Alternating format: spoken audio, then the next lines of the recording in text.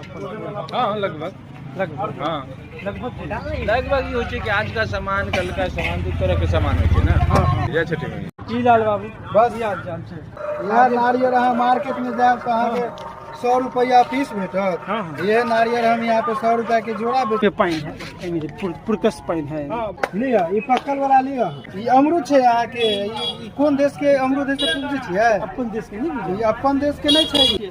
देखिए जे कितने chicken chicken जे छोट छोट सेब जे लाल बाबू आ सब स्टैंडर्ड क्वालिटी सेब कश्मीरी सेब छे।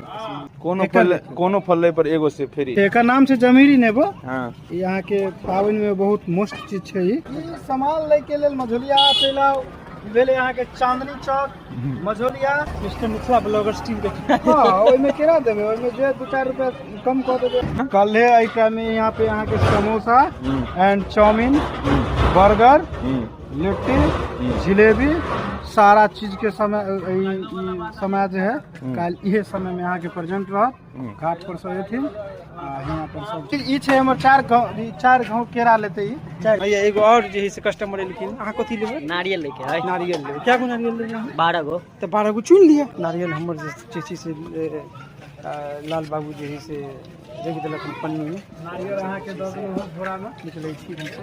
ठीक है फिर भी नया ब्लॉग